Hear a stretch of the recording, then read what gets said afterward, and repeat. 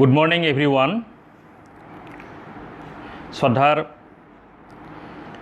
শিক্ষাগুৰুসকল, শ্ৰদ্ধাৰ পিতৃ-মাতৃসকল, শ্ৰদ্ধাৰ welfare group দৰঙৰ সমূহ সদস্যবৃন্দ আৰু মৰমৰ ছাত্ৰ-ছাত্ৰীসকল, আমি আজি এটা বিষয় লৈ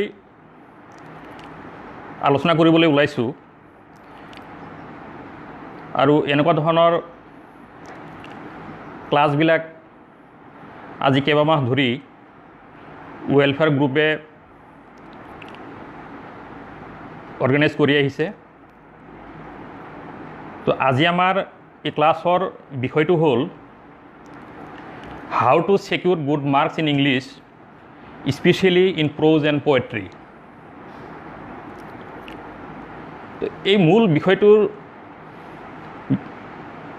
আলোচনা কৰাৰ আগতে ইয়াৰ লগত কিছু সংগতি থকা বিষয় মই অকণমান দাঙি ধৰিব বিচাৰিছোঁ। আমি জানো যে কোনো এটা বিষয়ত যদি আমি সফলতা অৰ্জন কৰিব বিচাৰোঁ, তেতিয়াহ'লে আমাৰ আত্মবিশ্বাস, তাৰ লগতে একাগ্ৰতা, ইচ্ছা শক্তি ইয়াৰ অতিকৈ প্ৰয়োজন। আত্মবিশ্বাস আৰু ইচ্ছা শক্তি নোহোৱাকৈ আমি কোনো কামত সাধাৰণতে সফল হ'ব নোৱাৰোঁ। আমাৰ কিছুমান ছাত্ৰ ছাত্ৰীয়ে প্ৰায়ে কোৱা শুনিবলৈ পাওঁ যে পঢ়িবলৈ মন নাযায়, ভাল নালাগে, কিতাপৰ প্ৰতি একেবাৰে অনীহা। তো এনেকুৱা ধৰণৰ বেমাৰৰ কাৰণে আমাৰ ৰিজাল্টবিলাক সাধাৰণতে আমি আশা কৰা মতে আমি হোৱা দেখিবলৈ নাপাওঁ। তো এই বেমাৰবিলাক দূৰ কৰাৰ কাৰণে কিছুমান উপায় আমি ল'ব পাৰোঁ। যেনেকৈ মই মোৰ জীৱনৰ কথাই কৈছোঁ। ক্লাছ 8ত হোমেন বৰগোহাঁই ডাঙৰীয়াই লিখা কিতাপ পঢ়াৰ আনন্দ নামৰ কিতাপখন পঢ়াৰ পিছত মই দেখিলোঁ যে পঢ়াৰ প্ৰতি মানুহৰ যিটো স্পৃহা, এনেকুৱা ধৰণৰ কিতাপে সহায় কৰে।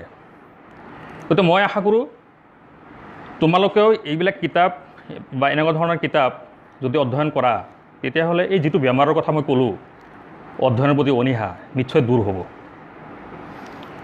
আৰু এইখিনিতে মই শ্ৰদ্ধাৰ পিতৃ-মাতৃসকললৈ এটা আহ্বান জনাম যে তেখেতসকলৰ ল'ৰা ছোৱালীসকলক সৰুৰ পৰাই নিউজ পেপাৰ পঢ়া, ভাল মেগাজিন পঢ়া বা ইংৰাজী মাধ্যমৰ সৰু সুৰা কিছুমান সহজ ভাষাত থকা কিতাপ, সেইবিলাক পঢ়িবলৈ দিব লাগে। তেওঁলোক সুবিধা বা তেওঁলোকক উৎসাহ যোগাব লাগে। আৰু এইখিনিতে আৰু এটা গুৰুত্বপূৰ্ণ কথা মই ক'ম বুলি ভাবিছোঁ, সেয়া হ'ল আমি মাতৃভাষাৰ জৰিয়তে শিক্ষা আৰম্ভ কৰোঁ আৰু সেইটো অতি প্ৰয়োজন। তাৰ লগতে ইংলিছ আৰু হিন্দী এই দুটা লেংগুৱেজো সমানে আমি শিকিব লাগে, আমি ল'ৰা ছোৱালীক শিকাব লাগে। আৰু নহ'লে পিছলৈ কিছুমান সমস্যাত আমি পৰিব লগা হয়। এতিয়া কিতাপেই হ'ল সমগ্ৰ পৃথিৱীখনত এটা জ্ঞানৰ ভাণ্ডাৰ। এইটো সমগ্ৰ বিশ্বব্ৰহ্মাণ্ডখনক আমি কিতাপ বুলি ধৰি ল'লে ইয়াৰ প্ৰত্যেকটো পাৰ্টক আমি একোটা লেচন বুলি অনুভৱ কৰিব পাৰোঁ। ইয়াৰ লগতে মই আৰু এটা কথা যোগ দিব বিচাৰিছোঁ। আমাৰ শ্ৰদ্ধাৰ পিতৃ-মাতৃসকলে তেখেতসকলৰ ল'ৰা ছোৱালীবোৰক কিছুমান শিক্ষামূলক ভ্ৰমণ তেওঁলোকক স্কুলীয়া লাইফৰ পৰাই কৰাব লাগে। কাৰণ ভ্ৰমণে মানুহক বাস্তৱ জ্ঞান দিয়ে। দাৰ্শনিক ৰুছুৱে কৈছিল যে nature is the best teacher in the world, travelling is a part of education. গতিকে এনেকুৱা ধৰণৰ কিছুমান কাৰ্যপন্থা আমি অভিভাৱকসকলে লোৱাটো অতি প্ৰয়োজন। গতিকে মই এই বিষয়ত মই আৰু দীঘলীয়া কৰিব খোজা নাই, যিহেতু আমাৰ মূল বিষয় এটা আছে, সেই বিষয়লৈ সোমাম। আমাৰ বিষয়টো হ'ল, মই আগতে কৈছোঁ, how to secure good marks in English, specially in prose and poetry. পোনপ্ৰথমে আমি আমাৰ যিখিনি নিৰ্ধাৰিত পাঠ্যপুথি সেইখিনি সংগ্ৰহ কৰাৰ লগতে কিছু ভাল ৰেফাৰেঞ্চো ৰাখিব লাগে। তাৰপিছত আমি তাৰ যিটো চিলেবাছ আমাক সেৱাই নিৰ্ধাৰণ কৰি দিছে, সেই চিলেবাছটো আমি ভালকৈ জানি ল'ব লাগে। কামিং HSLC এক্সামিনেশ্যনৰ কাৰণে সেৱাই এটা ৰিভাইজ চিলেবাছ দিছে, আৰু সেই ৰিভাইজ চিলেবাছ অনুসৰি এইবাৰ HSLC এক্সামিনেশ্যনৰ যিসকল পৰীক্ষাৰ্থী তেওঁলোকৰ কাৰণে মাত্ৰ 3টা প্ৰ'জ আৰু 3টা পয়েমছ নিৰ্ধাৰণ কৰিছে। Nelson Mandela a letter to god, এই 2টা লেচনত দিছে 15 মাৰ্কছ। টি ফ্ৰম আছাম, ইয়াত দিছে 6 মাৰ্কছ, আৰু 3টা পয়েমছ আছে, তাতে দিছে 12 মাৰ্কছ। এইখিনি আমি আয়ত্ব কৰাৰ পিছত এটা ধুনীয়া ৰুটিনৰ প্ৰয়োজন হয়, কাৰণ এটা আইডিয়েল ৰুটিন নোহোৱাকৈ, without an ideal routine we can not reach in our goal to our goal. ৰুটিনটো মানে অকল বনালেই নহ'ব, ৰুটিনটো বনাই আকৌ সেইটো অনুসৰণ কৰিব লাগিব, ফ'ল' কৰিব লাগিব, বা টাইম টু টাইম সেইটো অকণমান চেঞ্জো কৰিব লগা হয়। ইয়াৰ পিছৰ পৰ্যায়টো হ'ল যে আমি যদি ভাল নম্বৰৰ আশা কৰোঁ, তেতিয়াহ'লে প্ৰত্যেকটো লেচন আমি খুঁটি নাটি মাৰি পঢ়িব লাগে। ছাত্ৰ ছাত্ৰীসকলে এই বস্তুটো অতি ধ্যান দিয়াৰ অতিকৈ প্ৰয়োজন। এইকাৰণেই যে যদি থ'ৰাফলি পঢ়া নহয়, তেতিয়াহ'লে কেতিয়াও ভাল মাৰ্ক আশা কৰিব নোৱাৰোঁ। আমি এটা পঢ়িম কেনেকৈ? Word to sentence, sentence to paragraph, paragraph to whole lesson. প্ৰত্যেকটো লেচনৰ প্ৰত্যেকটো ৱৰ্ডৰ মিনিং আমি জানিব লাগিব। তাৰপিছত চেণ্টেন্সৰ মিনিংখিনি আমি জানিব লাগিব। পেৰেগ্ৰাফ ৱাইজ শেষত গৈ গোটেই লেচনটোৰ যিটো কনচেপশ্যন সেইখিনি আমাৰ ক্লিয়াৰ কৰিব লাগিব। আমি দেখিবলৈ পাওঁ কেতিয়াবা কিছুমান কুৱেশ্যন হয় ৱৰ্ড বেচিছ। উদাহৰণস্বৰূপে মই 3টামান এক্সাম্পল দিম বুলি ভাবিছোঁ। A tiger in the zoo নামৰ কবিতাটোত এটা ৱৰ্ড আছে ৱাটাৰ হোল। তো ৱাটাৰ হোল শব্দটো সাধাৰণতে আমি কি বুজোঁ? এটা পুখুৰী সদৃশ জলাশয়, এ কাইণ্ড অফ পণ্ড। কিন্তু আমি যদি পৰীক্ষাত সেইটোকে লিখোঁ যে ৱাটাৰ হোল মিনছ এ পণ্ড, সেইটো শুদ্ধ নহয়। কিয় নহ'ব? এই ৱৰ্ডটোৰ জৰিয়তে কবিয়ে সেই কবিতাটোত কি মিনিং কৰিব বিচাৰিছে, আমি সেই বিষয়টোৰ লগত সংগতি ৰাখিহে আমি তাত এনচাৰটো লিখিব লাগিব। এটা ইয়াৰ ওপৰত এটা কুৱেশ্যন হৈছিলে, আৰু সেয়া হৈছিলে 2018 চনত হৈছিলে। আৰু সেই বছৰ মই HSLC এক্সামছৰ এনচাৰ স্ক্ৰিপ্টবিলাক ইভেলুৱেট কৰি আছিলোঁ। সেই জুনত মই দেখিবলৈ পাইছিলোঁ কিছুমান শিক্ষকেও এই ৱৰ্ডটোলৈ কনফিউজন ফিল কৰিছিলে যে ৱাটাৰ হোল বুলি ক'লে সাধাৰণতে আমি কি বুজো, ইয়াত কি লিখিব লাগিব। সেইকাৰণে মই কৈছোঁ যে ৱৰ্ডৰ প্ৰত্যেকটো মিনিং জানিব লাগিব according to the lesson, as per the view of the writer. তো সেই লেচনটোত ৱাটাৰ হোল শব্দটোৱে মিনিং কৰিছিলে এনেকুৱা: water hole is a natural source of water in the forest where wild animals come to drink water. এইটো হ'ল ইয়াত actual উত্তৰ। কবিয়ে তাতে কৈছে যে ৱাটাৰ হোল মানে হ'ল জংঘলত বা হাবিত থকা এটা স্বাভাৱিক জলাশয়, য'ত বনৰীয়া জীৱ জন্তুৱে পানী খাবলৈ আহে। ঠিক তেনেকৈ আৰু এটা ৱৰ্ড আছে এনিমেলছ নামৰ পয়েমটোত, টুকেন্স এটা শব্দ আছে, ৱৰ্ড এটা দিয়া আছে টুকেন্স। মই আজি আচলতে ব্লেকবৰ্ড ইউজ কৰা নাই, কাৰণ ভিজিবল মানে ঠিক নহয়, সেইকাৰণে মই মানে কথাখিনি ভাৰ্বেলি ক'ম বুলি ভাবিছোঁ। ইয়াৰ লগতে মই আৰু এটা কথা যোগ দিব বিচাৰিছোঁ যে মোৰ এটা চেনেল আছে আছাম নলেজ কৰ্ণাৰ।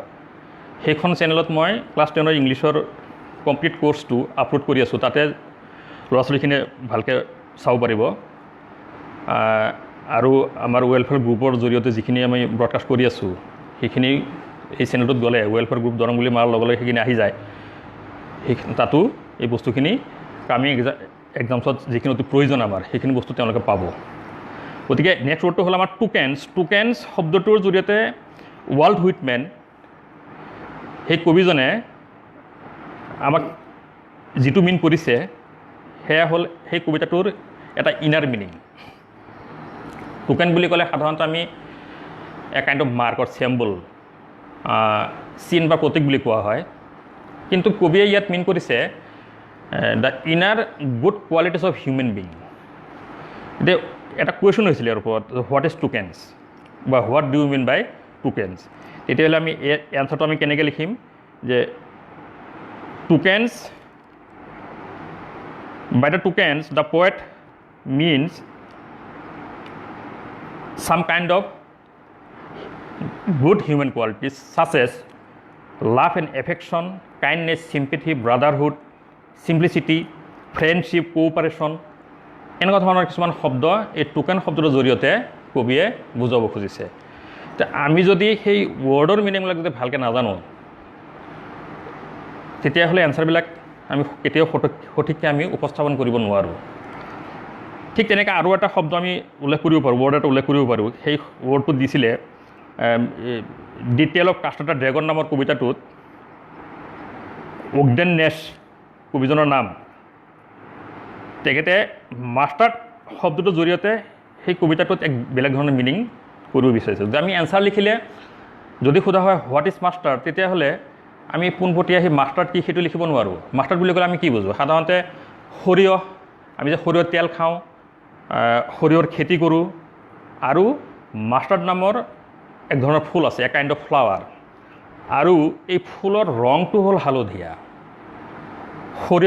সৰিয়হ গছত যেতিয়া ফুল লাগে হালধীয়া হয়। বেলিন্দা নামৰ ছোৱালীজনীৰ এটা পোহনীয়া কুকুৰ আছিল, সেই কুকুৰটোৰ ৰং সেই মাষ্টাৰ্ড ফ্লাৱাৰ আৰু সৰিয়হৰ ফুলৰ যিটো ৰং সেই ৰঙৰ লগত কবিয়ে কম্পেয়াৰ কৰিছে। গতিকে এনচাৰটো লিখোঁতে আমি কবিজনৰ যিটো ভিউ তাৰ লগত সংগতি ৰাখিহে আমি এনচাৰটো লিখিব লাগিব। সেইকাৰণে মই আকৌ কৈছোঁ যে প্ৰত্যেকটো লেচনৰ প্ৰত্যেকটো ৱৰ্ড তোমালোকে ভালকৈ গুৰুত্ব দিবই লাগিব। এতিয়া যিহেতুকে how to secure good marks in the examination, সেইকাৰণে আমি যদিও সময় কম, আমাৰ চিলেবাছত যিকেইটা প্ৰস্তুতি দিয়া আছে, মই ভাবিছোঁ অহা পৰীক্ষাত সম্ভাৱনা থকা, পজিবিলিটি থকা কেইটামান কুৱেশ্যনৰ কথা আলোচনা কৰাটো ভাল হ'ব। পোনপ্ৰথমে মই a tiger in the zoo নামৰ কবিতাটোলৈ গৈছোঁ। সেই কবিতাটোত কেইটামান বেচিক কুৱেশ্যন আছে। তাৰে এটা হ'ল how does the tiger behave in the cage or in the forest. বাঘ এটাই পিঞ্জিৰাত কি ধৰণৰ আচৰণ কৰে, পিঞ্জিৰাত আবদ্ধ হৈ থকা বাঘ এটাই কেনেধৰণৰ আচৰণ কৰে, আৰু জংঘলত বা হাবিত থকা বাঘ এটাই কিদৰে জীৱন নিৰ্বাহ কৰে, কিদৰে আচৰণ কৰে। ইয়াৰ এনচাৰটো হ'ল the tiger imprisoned in the cell is not free, so' he walk slowly behind the bars, ignoring the visitors with silent anger. ইয়াৰ মিনিংটো হ'ল পিঞ্জৰাৰ ভিতৰত আবদ্ধ হৈ থকা বাঘ কেতিয়াও মুক্ত নহয়, মুক্ত বিচৰণ কৰিব নোৱাৰে।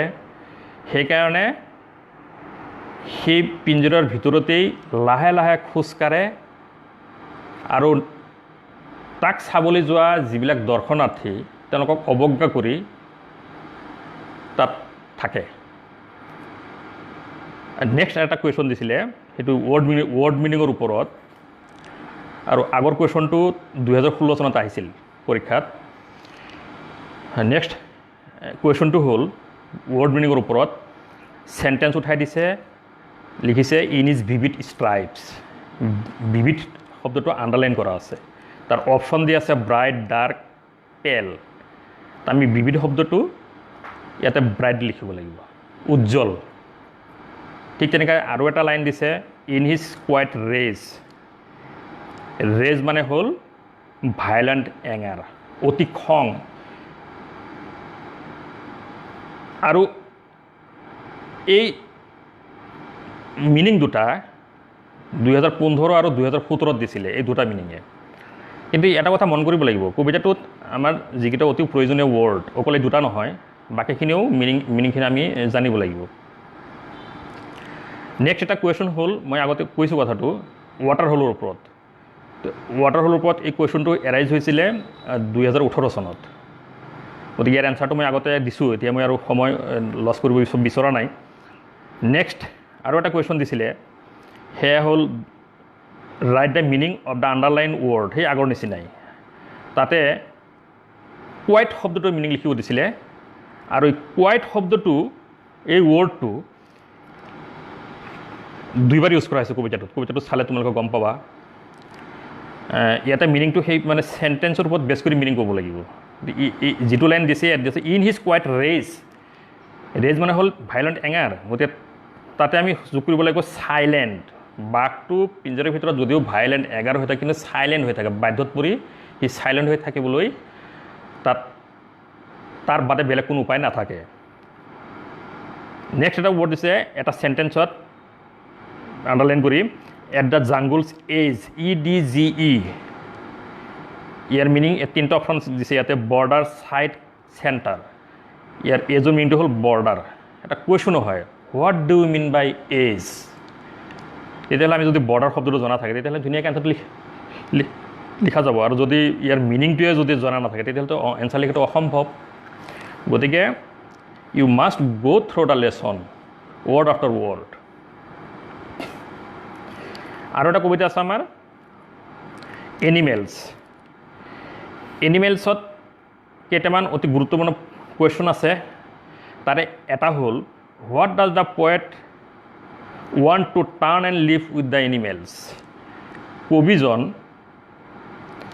কবিজনে মানৱ সমাজ এৰি জীৱ জন্তুৰ সমাজলৈ কিয় ঘূৰি যাব বিচাৰে তাত কিয় বাস কৰিব বিচাৰে বা সেই কুৱেশ্যনটো আকৌ এটা বেলেগ ধৰণে লিখিছে কেইটামান ৱৰ্ড চেঞ্জ কৰি why did the poet more feel at home with animals than humans কবিয়ে মানুহতকৈ জীৱ জন্তুৰ লগত থাকি কিয় বেছি ভাল পায় কিয় আৰাম পায় এনচাৰ আমাৰ একেটাই হ'ব the poet wants to turn and live with humans because they are so' placid and self sufficient they do not complain to others about their conditions they do not weep for their sins গতিকে এনচাৰখিনি আমি as per question লিখিব লাগিব next এই কবিতাটোৰ পৰা আৰু কেইটামান ইম্পৰ্টেণ্ট ৱৰ্ড মিনিং পৰীক্ষাত লিখিব দিয়ে তাৰে এটা হ'ল প্লেচিড self কণ্টেইণ্ড চুৱেট হোৱাইন ডিমেণ্টেড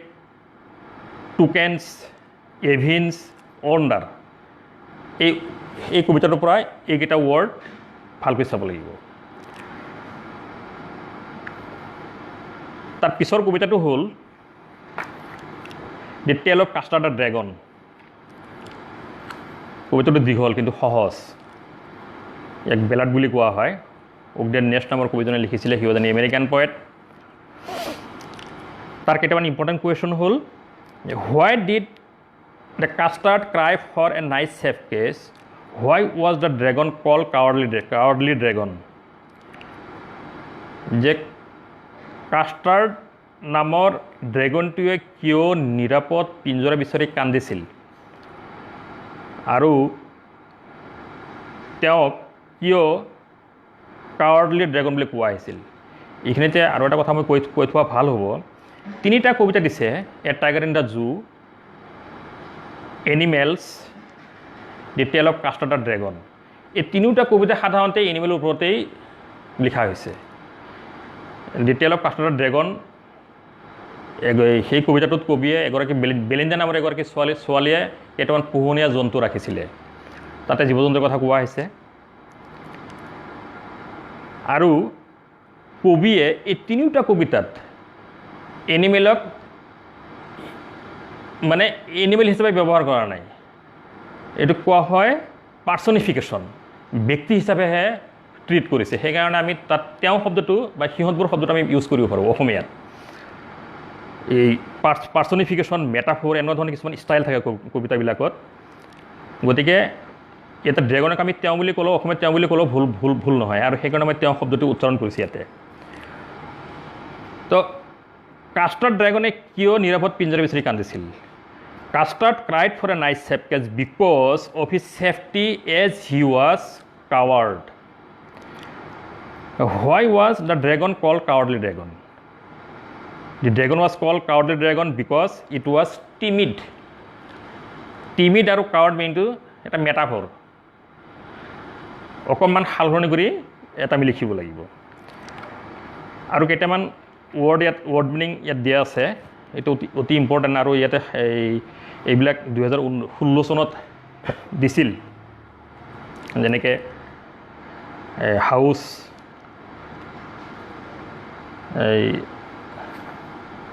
The rhyming word, sorry, meaning নহয়, rhyming words. Rhyming word হ'ল একে ছন্দৰ ৱৰ্ড। সাধাৰণতে যিবিলাক মানে ৱৰ্ডৰ চাউণ্ডটো, শেষৰ চাউণ্ডটো যদি একে হয় তেতিয়াহ'লে আমি সেইবিলাক ৰাইমিং ৱৰ্ড বুলি কোৱা হয়। তো ৰাইমিং ৱৰ্ডবিলাক সাধাৰণতে কবিতাৰ পৰা লিখিব দিয়ে, আৰু যিটো ৱৰ্ড দিয়ে তাৰ ৰাইমিং ৱৰ্ড সেই কবিতাৰ পৰা লিখিলে বেছি ভাল। আৰু যদি কিবা কাৰণত সেই কবিতাটোত পোৱা নাযায় তেতিয়াহ'লে আমি একে ৰাইমৰ বেলেগ শব্দ আমি ইউজ কৰিব পাৰোঁ। তো ইয়াতে প্ৰথম শব্দটো দিছে, ৱৰ্ডটো দিছে হাউচ, কবিতাটোত দি আছে তাৰ ৰাইমিং ৱৰ্ডটো mouse. Wagon dragon, ink blink, mustard custard, nose toes, rage cage, sound around, right bright, hit bit. এই বিট শব্দটো কিন্তু এই কবিতাটোত নাই, বা হিটৰ আমি ইয়াৰ ৰাইমিং ৱৰ্ড সেই কবিতাটোত বিচাৰি নাপাওঁ। সেইকাৰণে আমি বেলেগ শব্দ ইয়াত ইউজ কৰিব পাৰোঁ। তো ছাত্ৰ ছাত্ৰীসকল, এতিয়া এই 45 মিনিটছ বা 50 মিনিটছত গোটেইখিনি কোৰ্চ ডিছকাছ কৰাটো বহলভাৱে অসম্ভৱ। সেইকাৰণে মই অকণমান এইটোৱে বুজাব খুজিছোঁ যে, মই আকৌ কৈছোঁ, word to sentence, sentence to paragraph, and paragraph to whole lesson. যদি এনেকৈ ষ্টাডি কৰা হয় তেতিয়াহ'লে গুড মাৰ্কছ কেৰি কৰাৰ কাৰণে মই ভাবোঁ কোনো ধৰণৰ সমস্যা নাহে। তাৰ লগতে মই আৰু এটা কথা যোগ দিব বিচাৰিম, আগৰ যিবিলাক পুৰণা কুৱেশ্যনছ আছে সেই কুৱেশ্যনবিলাকো ফ'ল' কৰিব লাগে। কাৰণ কি ধৰণৰ কুৱেশ্যন হয়, এই কুৱেশ্যন আগৰ পুৰণা কুৱেশ্যনবিলাক চালে সেইখিনি আমাৰ এটা আইডিয়া এটা আমি কৰি ল'ব পাৰোঁ যে কি ধৰণৰ কুৱেশ্যনছ হ'ব পাৰে লেচনটোৰ পৰা। নেক্সট আৰু এটা কুৱেশ্যন ইয়াত আছে, important question. What did the patch do when the dragon swallowed the pirate? Pirate মানে হ'ল সাগৰীয় ডকাইত বা জলদস্যু বুলি কোৱা হয়, চি ৰবাৰ। এই পাইৰেটটোক ড্ৰেগনে গিলি পেলোৱাৰ পিছত, খাই পেলোৱাৰ পিছত এই বেলিণ্ডা নামৰ ছোৱালীগৰাকীৰ পোহনীয়া জন্তুকেইটাই কি কৰিছিল? সেই এই কুৱেশ্যনটো দিছিলে 2017 চনত। আকৌ এই কুৱেশ্যনটোকে অকণমান মডিফাই কৰি 18 চনত লিখিলে এনেকৈ, how was custard dragon received after he had kill the pirate? পাইৰেটক হত্যা কৰাৰ পিছত কাষ্টাৰ্ডক এই পোহনীয়া জন্তুকেইটাই কিদৰে ৰিচিভ কৰিলে, কিদৰে আঁকোৱালি ল'লে? এনচাৰ কিন্তু একেটাই। সেইকাৰণে কৈছোঁ যে মানে প্ৰায়ে দেখিবলৈ পোৱা যায় যে এনচাৰ একেটাই হয়, কুৱেশ্যনটো দুই এটা শব্দ সালসলনি কৰি লেংগুৱেজটো চেঞ্জ কৰি লিখিব দিয়ে। সেইখিনি আমি বুজিব লাগিব। আৰু এনেকুৱা সমস্যাত যিবিলাক ল'ৰা ছোৱালীয়ে মানে ছল্ভ কৰিব নোৱাৰে, সমস্যাবিলাক ছল্ভ কৰিব নোৱাৰে, তেওঁলোকৰ কাৰণে অলপ অসুবিধা হয়। যেন ঘৰৰ পৰা ৰেডি হৈ যায়, মানে এটা কুৱেশ্যন চাই পেলাই যিকেইটা ৱৰ্ড তাত আছিল তাত পৰীক্ষা হলত গৈ দেখা পালে তাত ৱৰ্ড কেইটামান সালসলনি হৈ আছে, তেতিয়া ইফালে ঘূৰা ঘূৰি কৰা দেখিবলৈ পাওঁ। যদি সোধা যায় যে কি হ'ল, তেতিয়া এইবিলাক কয় যে ছাৰ এনেকৈ পঢ়ি আছিলোঁ, দেখোন এনেকৈ আহিল। গতিকে এইবিলাক কথা আমি পুৰণা কুৱেশ্যন পেপাৰ চালে আমি ধুনীয়াকৈ বুজি পাওঁ। ইয়াৰ আৰু এটা ইম্পৰ্টেণ্ট কুৱেশ্যন আছে, সেয়া হ'ল how did Belinda and her pets behave when they saw' এই নেক্সট কুৱেশ্যনটো মই পিছত যাম। আগতে ইয়াৰ আগৰ উত্তৰটো মই দি লওঁ যে the pets received the dragon with a joyful mood when the pirate swallowed the when the dragon swallowed the pirate. তার পিছৰ কুৱেশ্যনটো হ'ল how did Belinda and her pets behave when they saw the pirate climbing the window? এই কুৱেশ্যনটোক next ইয়েৰত অকণমান সলাই দিছিল যে describe the reaction of Belinda and her companions when they saw' the pirate.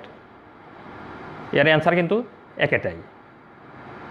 Next আকৌ এই কুৱেশ্যনটো দিছিলে 2019 চনত দিছিলে, তাৰমানে যোৱাবাৰ দিছিলে। কিছুমান ল'ৰা ছোৱালীয়ে ভাবে যে যোৱাবাৰ কুৱেশ্যনটো দিলে এইবাৰ হয়তো নিদিবও পাৰে, কিন্তু সেইটোকে তেনেকুৱা ধাৰণা কৰাটো ভুল। মানে কুৱেশ্যনবিলাক ৰিপিটো হ'ব পাৰে। মানে প্ৰায়ে দেখিবলৈ পাওঁ কিছুমান ল'ৰা ছোৱালীয়ে কয় যে ছাৰটো যোৱাবাৰ আহিছিলে, গতিকে এইবাৰতো অহাৰ সম্ভাৱনা নাই। গতিকে এই ধাৰণাটো ভুল ধাৰণা। যোৱাবাৰ বা আগৰ তাৰ আগৰ সেইবিলাক তেনেকুৱা ধৰণৰ ফিলিংছবিলাক মনত আনিব নালাগে। মানে ষ্টাডিটো সমানে ধুনীয়াকৈ কৰিব লাগে। ইয়াৰ আৰু এটা কুৱেশ্যন হ'ল give a description of the fight between custard dragon and the pirate. এই ড্ৰেগন আৰু পাইৰেটৰ মাজত যিটো যুঁজ হৈছিলে সেই যুঁজৰ বিষয়ে বৰ্ণনা কৰিব লাগে। গতিকে এনচাৰখিনি তোমালোকে নিশ্চয় ওলাব পাৰিবা। মই কিছুমান এনচাৰ অকণমান শ্বৰ্ট কৰিম বুলি ভাবিছোঁ। এতিয়া এই তিনিটা কবিতাৰ পৰা মাৰ্কছ থাকিব 12। তো কিছুমান ল'ৰা ছোৱালীয়ে ভাবে যে তিনিটা কবিতাত যদি 12 মাৰ্কছ দিছে তেতিয়াহ'লে যদি সমানে ভগোৱা যায় তেতিয়া 4 মাৰ্কছেই পৰিব, কিন্তু সেইটো কেতিয়াবা হোৱা দেখা নাযায়। কিছুমান কবিতাৰ পৰা মাৰ্কছ হয়তো অলপ বেছি দিব পাৰে, কিছুমান কবিতাত বা কোনোবা এটা কবিতাত অলপ কমাই দিব পাৰে, কিন্তু ষ্টাডিটো সমানে কৰিব লাগিব। এইখিনিতে মই এটা বাস্তৱ এটা এক্সাম্পল দিম বুলি ভাবিছোঁ। তাৰমানে পঢ়িবলৈ মন নাযায়। আজি প্ৰায় 17 বছৰ আগৰ ঘটনা এইটো। এগৰাকী ছাত্ৰী আহি মোক ক'লে যে ছাৰ পাৰ্ট 1 পৰীক্ষা দিলোঁ, এইটো বি এ এক্সামছৰ কথা। পাৰ্ট 1 পৰীক্ষা দিলোঁ, ছাবজেক্ট গোটেইকেইটা ভালেই হ'ল, ইংৰাজীটোত বেক লাগিল, ইংলিছত বেক পালোঁ। পেপাৰ দুখন হয়, 30কে 60 মাৰ্কছ লাগে। তো নেক্সট ইয়েৰ কি কৰিলে, পাৰ্ট 1ৰ ইংলিছ বেক সহকাৰে পাৰ্ট 2 পৰীক্ষাও দিলে। দিয়াৰ পিছত পাৰ্ট 2 ক্লিয়াৰ হ'ল, কিন্তু পাৰ্ট 1ৰ ইংলিছটো পাছ কৰিব নোৱাৰিলে।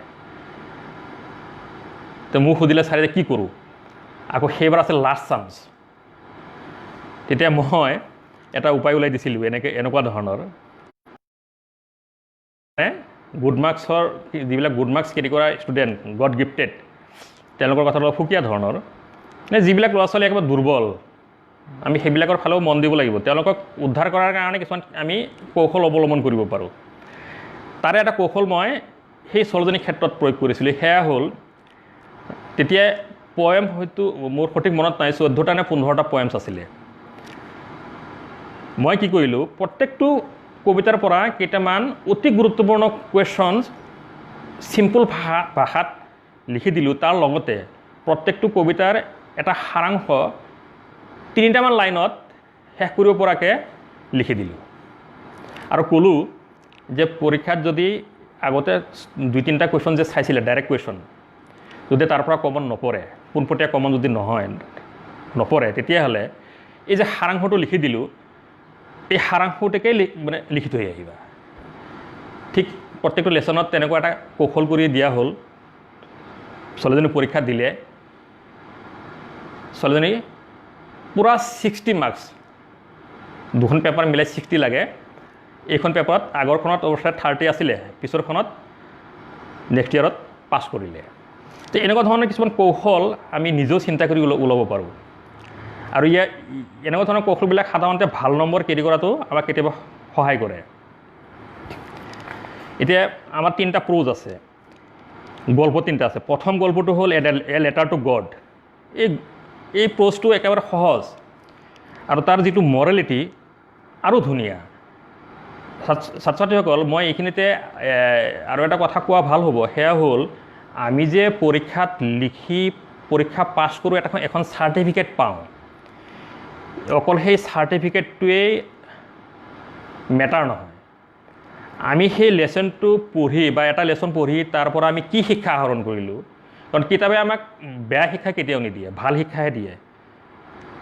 সেই লেচনটোত পঢ়া ভাল কথাখিনি আমি আমাৰ বাস্তৱ জীৱনত প্ৰেক্টিকেল লাইফত আমি ইউজ কৰিব লাগে। তো এই লেটাৰ টু গড নামৰ লেচনটোত এটা ধুনীয়া মৰেলিটি আছে, মানে deep faith in lord, deep faith in god, ঈশ্বৰৰ ওপৰত যে আমি আস্থা বিশ্বাস ৰাখিব লাগে, সেই কথাটো এই লেচনটোৰ জৰিয়তে লেখকে আমাৰ মাজত সোমাব বিচাৰিছে।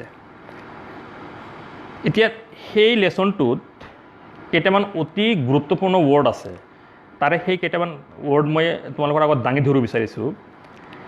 এটা হ'ল ক্ৰেষ্ট, CREST, ক্ৰেষ্ট এটা শব্দ আছে আৰু এইটো প্ৰথম লাইনটোতে আছে। ইয়াৰ মিনিংটো হ'ল টপ অফ এ হিল, এটা পাহাৰৰ চূড়া বা শিখা বুলি কোৱা হয়। তাৰমানে লেঞ্চু নামৰ এজন খেতিয়ক, সেই খেতিয়কজনৰ ঘৰটো আছিল সেই পাহাৰৰ চূড়াত, এটা ল' হিল আছিলে। যদি কুৱেশ্যন হয়, আৰু ইয়াৰ ওপৰত এটা কুৱেশ্যন সাধাৰণতে হৈছিল আৰু হৈ থাকে, আৰু চেণ্টেঞ্চ উঠাই দিয়ে আৰু এটা পাৰ্টিকুলাৰ ৱৰ্ডৰ আণ্ডাৰলাইন কৰে, মিনিং লিখিব দিয়ে। ক্ৰেষ্ট যদি কুৱেশ্যন হয়, what do you mean by crest, তেতিয়াহ'লেতো তুমি যদি ইয়াৰ মিনিংটো জানা যে top of a hill' hill, এজনটো ধুনীয়াকৈ লিখিব পাৰিবা। ঠিক তেনেকৈ লোকাষ্ট এটা শব্দ আছে, লোকাষ্ট, এইটো এটা পতংগ হয়, পোক এটা হয়, ইনচেক্ট হুইচ ডেষ্ট্ৰয় ক্ৰপছ, আমাৰ শস্য খেতিপথাৰ নষ্ট কৰা এক ধৰণৰ পোক, আমি যাক সাধাৰণতে ফৰিং বুলি কওঁ, এই তেনেকুৱা জাতীয় এক ধৰণৰ পোক, লোকাষ্ট।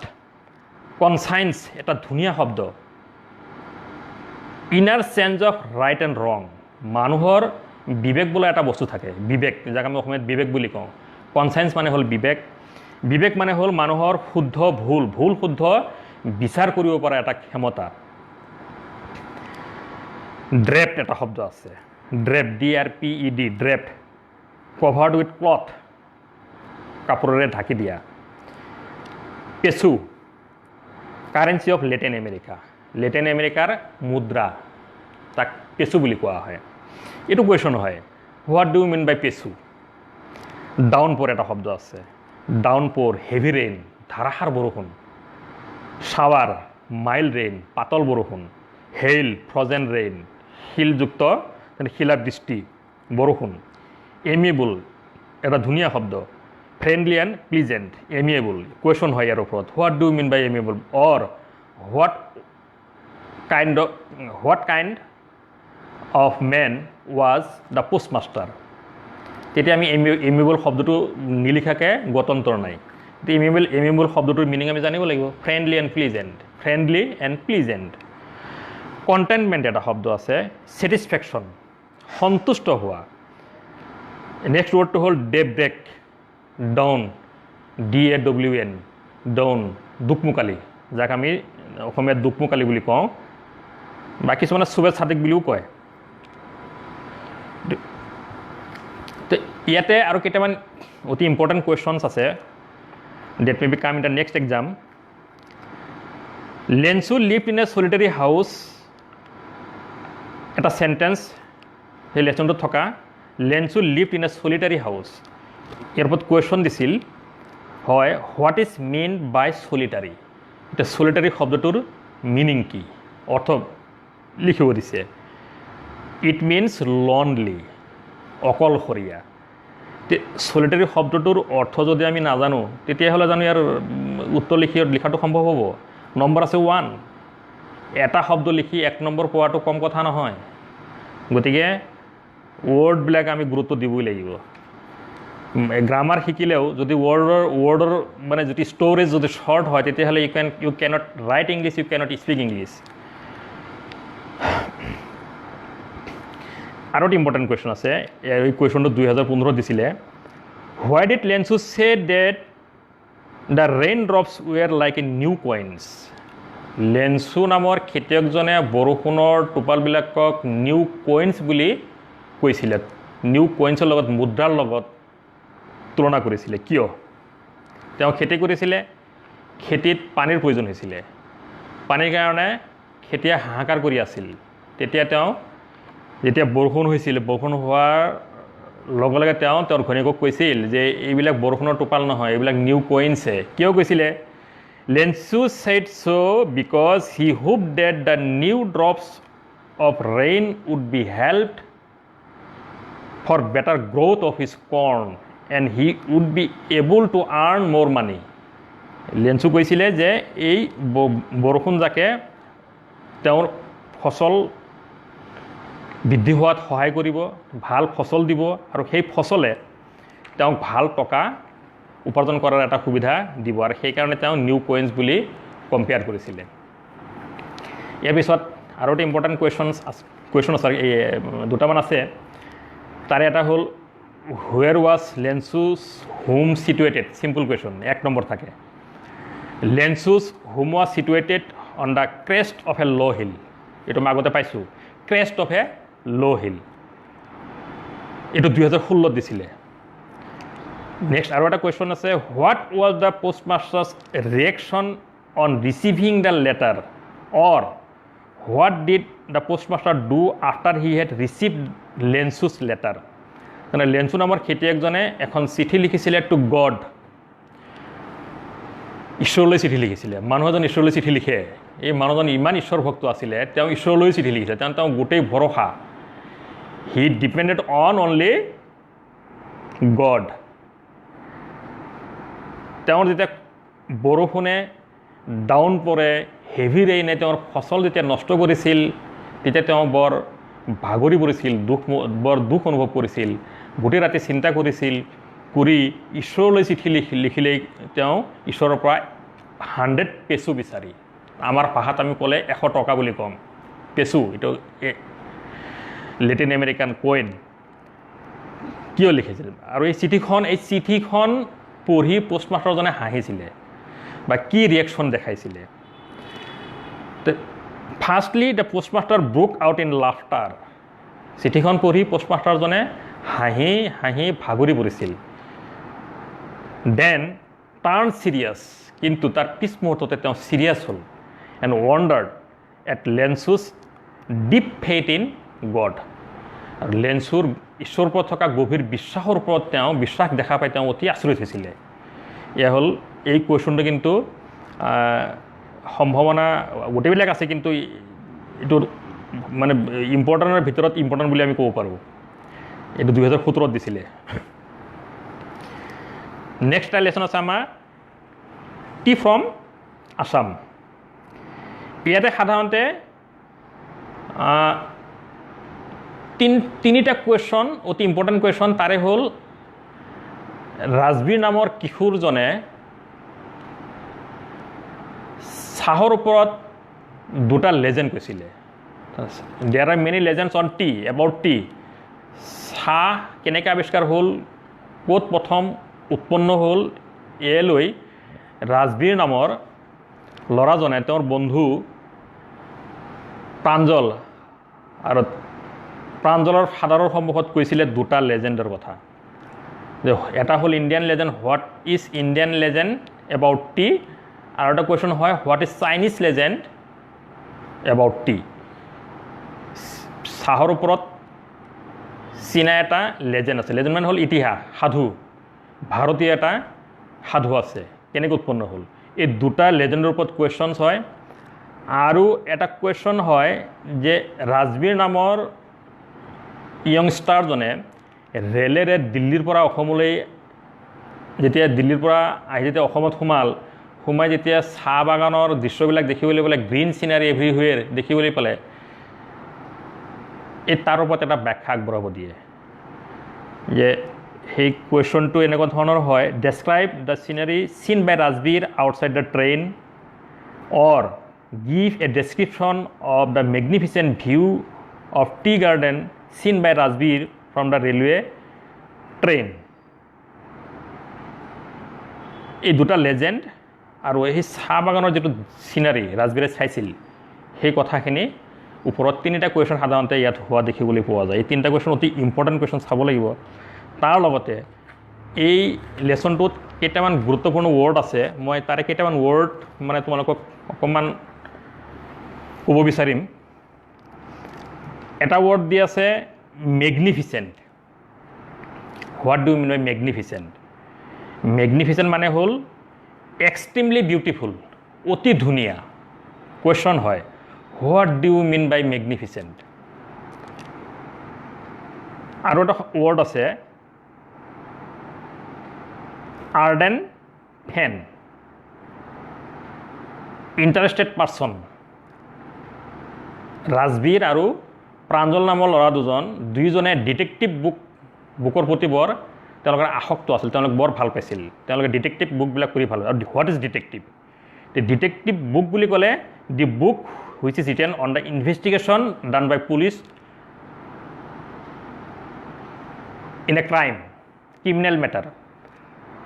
এটা ক্ৰিমিনেল মেটাৰ বা অপৰাধজনিত ঘটনাত পুলিচে যেতিয়া তদন্ত বিলাকৰ ওপৰত লিখা কিছুমান কিতাপ তাক কোৱা হয় ডিটেক্টিভ বুক।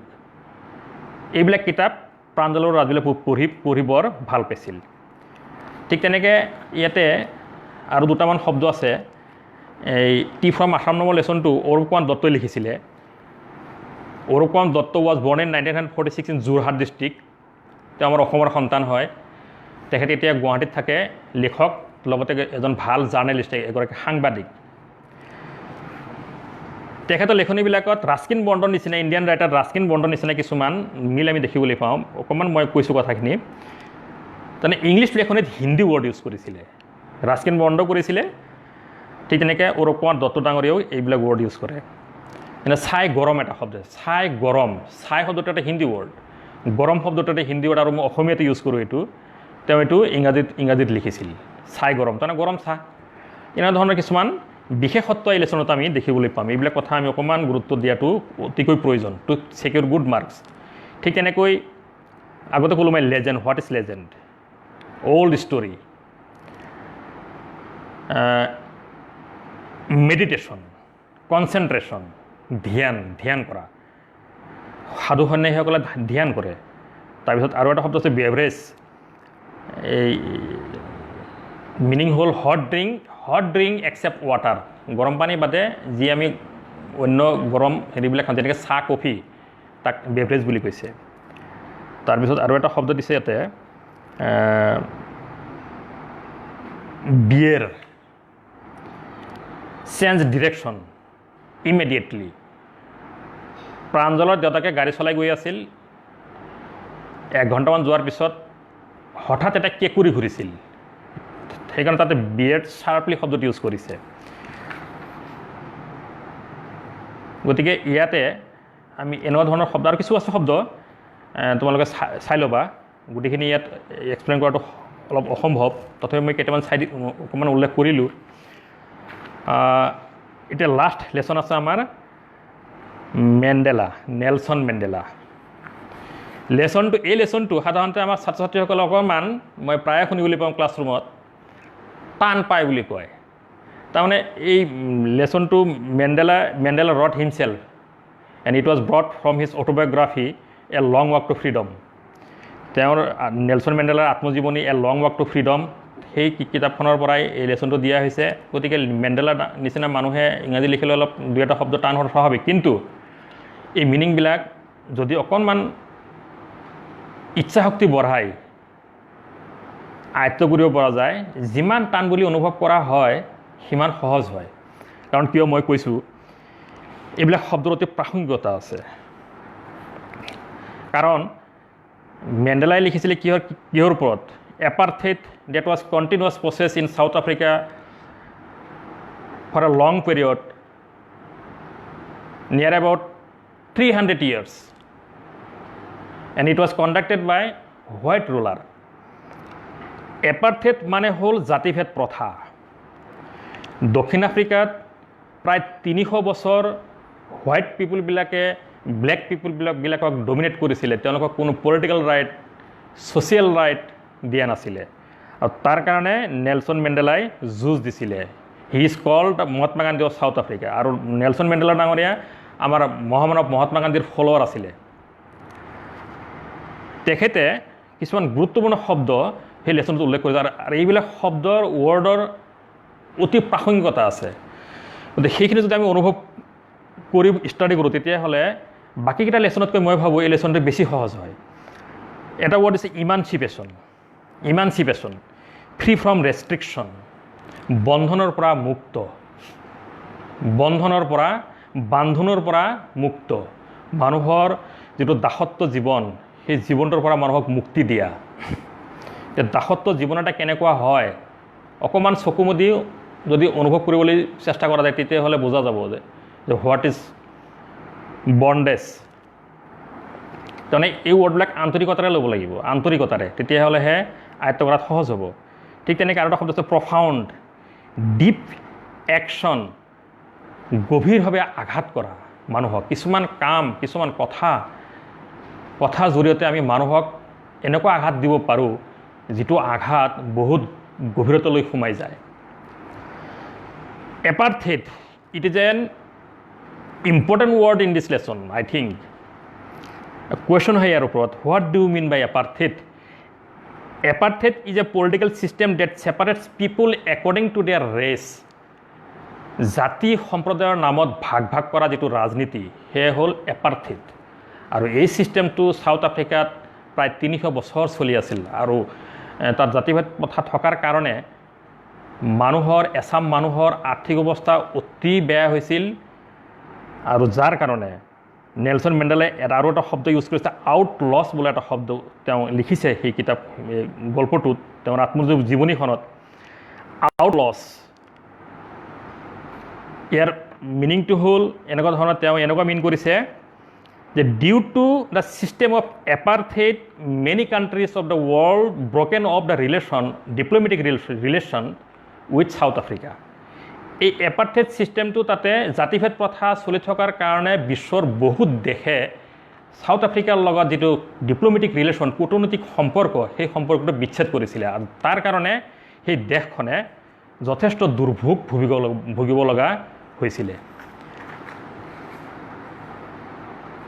এতিয়া আৰু এটা শব্দ আছে ডিছক্ৰিমিনেশ্যন, ট্ৰিটেড ডিফাৰেণ্টলি, ভেদাভেদ। মই এই শব্দকেইটা অতি প্ৰাসংগিক বুলি এইকাৰণে কৈছোঁ, it is a world wide problem.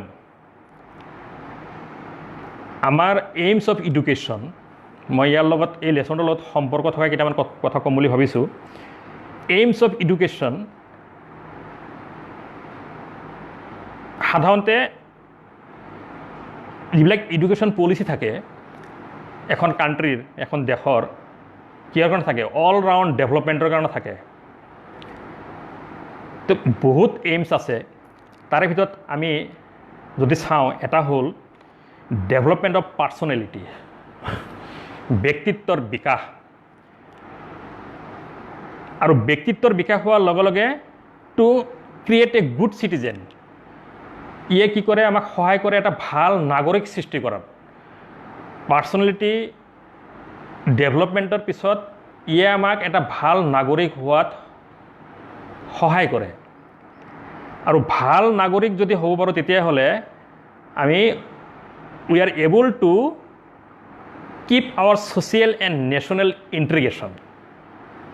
Social, সামাজিক আৰু ৰাষ্ট্ৰীয় যিটো আমাৰ একতা, সেই বস্তুবিলাক এনেকুৱা ধৰণৰ শিক্ষাৰ পৰাই আমি আহৰণ কৰিব লাগে। সেইকাৰণে মই আজি এই প্ৰগ্ৰেমৰ জৰিয়তে আমাৰ শ্ৰদ্ধাৰ শিক্ষাগুৰুসকল, পিতৃ মাতৃ, অভিভাৱকসকললৈ মোৰ এটা বিনম্ৰ আহ্বান যে আমি এনেকুৱা ধৰণৰ কথাবিলাক, যেনেকৈ নেলছন মেণ্ডেলাই তেওঁৰ এই লেচনটোত লিখিছে, আমাৰ ল'ৰা ছোৱালীবিলাক পঢ়িব, অকল পঢ়াটোৱে নহয়, এইবিলাক কথা যাতে কাৰ্যকৰী কৰিব পাৰোঁ। আৰু তাৰ কাৰণে প্ৰচেষ্টা আমি শিক্ষাগুৰুসকলে, পিতৃ মাতৃসকলে ঘৰৰ পৰা, স্কুলৰ পৰা ষ্টাৰ্ট যদি কৰোঁ, তেতিয়াহ'লে মই ভাবোঁ যদি আন্তৰিকতাৰে আমি যদি ইয়াক প্ৰয়োগ কৰিব ইচ্ছা কৰোঁ, তেতিয়াহ'লে মই ভাবোঁ সম্পূৰ্ণ ছাকচেছ হ'ব নোৱাৰিলেও কিছু পৰিমাণে হ'লেও আমি ছাকচেছ হ'ব পাৰিম।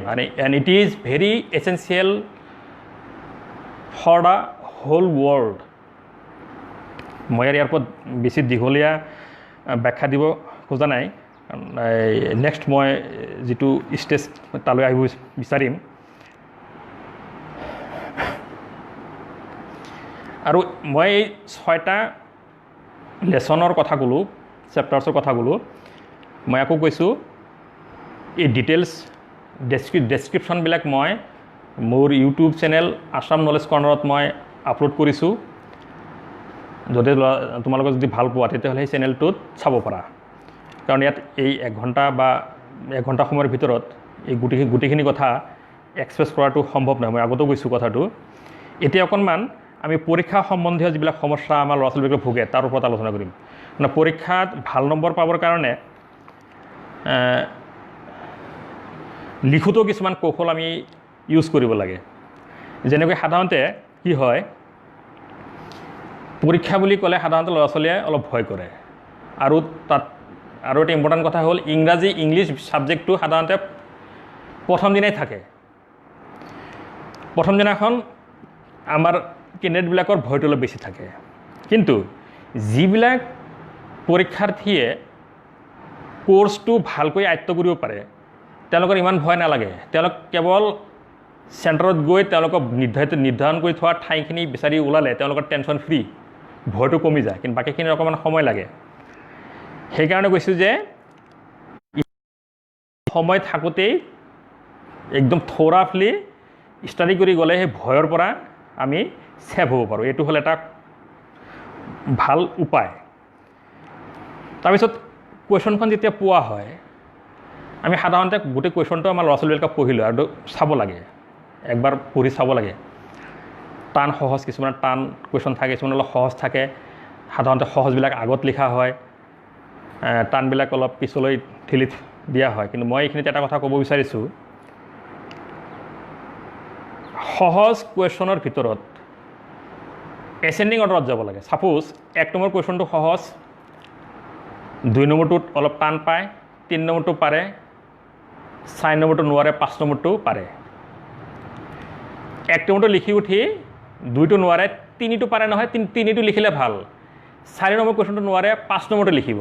কিন্তু 1ৰ পৰা সেই 10 নম্বৰলৈ এটা 1 নম্বৰ এনচাৰটো লিখিলে আকৌ 10 নম্বৰ এনচাৰটো লিখিলে।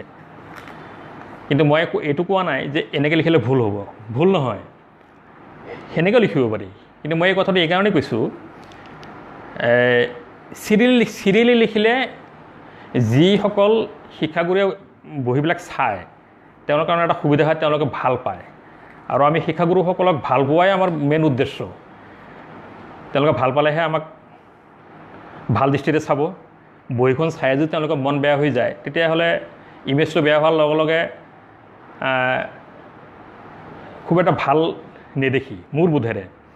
গতিকে সহজবিলাক লিখিলেও চিৰিয়েলি এচেণ্ডিং অৰ্ডাৰত লিখি যোৱাটো বেছি ভাল। আৰু যদি কোনোবাই ভাইলেট কৰে সেইটো কিন্তু ভুল নহয়, লিখিব পাৰে সেনেকৈ, সেইটো এটা। আৰু এটা কথা, পৰীক্ষাৰ বহীবিলাক ইভালুৱেট কৰোঁতে দেখিবলৈ পাইছোঁ কিছুমান ভাল ল'ৰা ছোৱালী বহীত লিখে, হেণ্ড ৰাইটিংবিলাক ধৰাই নাযায়। সেইকাৰণে গুড হেণ্ড ৰাইটিং যে কোৱা হয়, good hand writing is a part of education. এইটো মহাত্মা গান্ধীয়ে কৈছিলে, অতি গুৰুত্বপূৰ্ণ কথা। পৰীক্ষাৰ বহীত ধুনীয়াকৈ সুন্দৰ আখৰেৰে ডিষ্টিংক্টলি লিখিলে ভাল। তাৰপিছত আৰু এটা কথা, আমি যে ফিল ইন দ্য ব্লেংকছবিলাক ফিল আপ কৰোঁ পৰীক্ষাৰ বহীত, যদি সময়ে যদি ফেভাৰ কৰে, ছাপৰ্ট কৰে, তেতিয়াহ'লে ফিল ইন দ্য ব্লেংকছ লিখিবলৈ দিয়া যিটো বাক্য, চেণ্টেঞ্চ, কমপ্লিট বাক্যটো লিখি যিটো এটা ৱৰ্ড মাজত সোমাব লাগে সেইটো লিখি তলত আণ্ডাৰলাইন কৰিলে ভাল। তাৰমানে মই কৈছোঁ, ছাপ'জ এটা প্ৰিপ'জিশ্যন লিখিব দিছে, চেণ্টেঞ্চটো লিখি প্ৰিপ'জিশ্যন ছাপ'জ এ আণ্ডাৰলাইন, আৰু যদি সময় যদি ছাপৰ্ট নকৰে, সময় যদি কম হয়, তেতিয়াহ'লে যিটো একুৰেট ৱৰ্ড, ছাপ'জ এনচাৰটো এ হ'ব বা ডি হ'ব বা চাম হ'ব, সেই কুৱেশ্যন নম্বৰ লিখি সেই শব্দটো লিখিলেও মাৰ্ক কাটিব নোৱাৰে, দিব। কিন্তু পৰাপক্ষত যদি সময়ে ফেভাৰ কৰে তেতিয়াহ'লে কমপ্লিট চেণ্টেঞ্চটো লিখি আণ্ডাৰলাইন কৰিলে এক্সামিনাৰবিলাকে ভাল পায় মই যিটো পালোঁ তাৰমানে কুৱেশ্যন মানে এনেকুৱা কেতিয়াবা হয় পৰীক্ষাৰ বহীবিলাক ইভালুৱেট কৰাটো কষ্টৰ কাম দিনটো কাম কৰি কৰি কৰি কৰি যেতিয়া মানে আবেলি হৈ আহে তেতিয়া মানে অকণমান এটা নাৰ্ভাছনেছ আহি যায় তাতে যদি আকৌ কুৱেশ্যন পেপাৰখন বাৰে বাৰে বিচাৰিব লগা হ'ল তেতিয়াহ'লে অলপ প্ৰব্লেম ফিল কৰে সেইকাৰণে মই কৈছোঁ পাৰিলে চেণ্টেন্সটো পূৰা লিখি ডেফিনিট ৱৰ্ড যিটো লিখিব লাগে ব্লেংকছত সেইটো লিখি আচমাৰি দিলেই হ'ল আৰু যদি সময় নহয় তেতিয়াহ'লেতো আৰু সেই ডেফিনিট ৱৰ্ডটো লিখিব লাগিব নেক্সট যদি 1 নম্বৰ থাকে কুৱেশ্যনটোত ছাপ'জ 1 নম্বৰীয়া কুৱেশ্যনবিলাকত সাধাৰণতে কেতিয়াবা আমাৰ এটা ৱৰ্ড লিখিলেও হয় একৰ্ডিং টু দ্য কুৱেশ্যন বা এটা চেণ্টেন্স লিখিলেও হয় 2টা ৱৰ্ড লিখিলেও হয় বা 10টা ৱৰ্ডৰ ভিতৰত কিছুমান এনচাৰ লিখিব লগা হয় উদাহৰণস্বৰূপে যদি কুৱেশ্যন হয় যে who compose the poem a tiger in the zoo answer আমি কেনেকৈ লিখিম a tiger in the zoo is composed by Leslie Norris complete sentence complete নিলিখি যদি আমি অকল কবিজনৰ নামটো লিখোঁ 1 নম্বৰ দিবলৈ বাধ্য এনেকৈ আমি সময় ছেভ কৰিব পাৰোঁ তাৰমানে এটা ৱৰ্ডৰ পৰা আমি 10টা ৱৰ্ডৰ ভিতৰত 1 নম্বৰীয়া প্ৰশ্নবিলাক আমি লিখিব পাৰোঁ ঠিক তেনেকৈ 2 নম্বৰ যদি থাকে 2 মাৰ্কছ যদি থাকে তেতিয়াহ'লে 20টা ৱৰ্ডৰ পৰা 20টা ৱৰ্ডলৈ লিখিলে হয় কিবা কাৰণত কিছুমান কুৱেশ্যনছৰ এনচাৰৰ কণ্টেণ্টটো অলপ দীঘল হয় তেতিয়াহ'লে তাত আমি 30 ৱৰ্ড ইনক্লুড কৰিব পাৰোঁ সেইটো আৰু পৰীক্ষাত আমাক আউটলাইন লিখিব দিয়ে ষ্টৰি ৰাইটিং তাতে লিখাই থাকে right the story within 150 words 150 শব্দৰ ভিতৰত আউটলাইন লিখিব দিয়ে তাৰ সলনি আকৌ এছে লিখিব দিয়ে আউটলাইন যদি ষ্টৰি যদি 150 ৱৰ্ডত লিখিব পৰা যায় তেতিয়াহ'লে এছেটো সিমানখিনি শব্দত আমি লিখিব পাৰোঁ আৰু এটা গুৰুত্বপূৰ্ণ কথা হ'ল যে এতিয়া এছেবিলাকত আমি হেডলাইন লিখিব নালাগে নামটো লিখিলোঁ এই ইন্ট্ৰডাকশ্যন বা তলত যে আমি হেডলাইনবিলাক লিখোঁ এইবিলাক লিখাৰ দৰকাৰ মই জাষ্ট এটা পেৰাগ্ৰাফ কৰিলেই হয় কাৰণ কিয় কৰা হয় এইটো মাৰ্কছ আগতে আমি পাইছিলোঁ 12 মাৰ্কছ এতিয়া হ'ল অনলি 6 মাৰ্কছ সেইকাৰণে আমি হেডলাইনবিলাক নিলিখাকৈ আমি এছে লিখিব পাৰোঁ গতিকে মই আশা কৰিম এই কম সময়ৰ ভিতৰত যিখিনি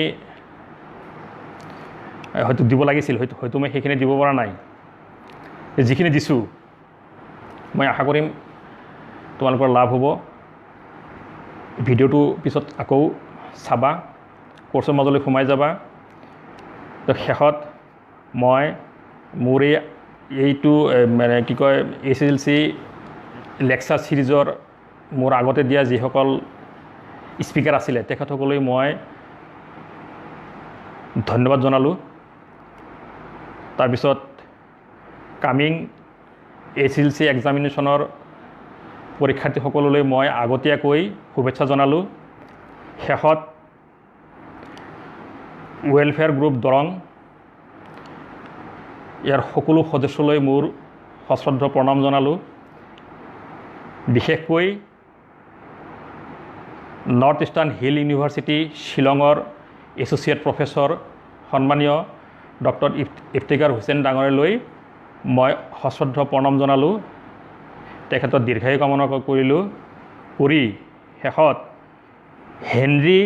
জন হেনৰী নিউমেনে এটা কথা লিখিছিলে বাণী এটা তেওঁৰ সেয়া হ'ল lead kindly light the night is dark and I am far from home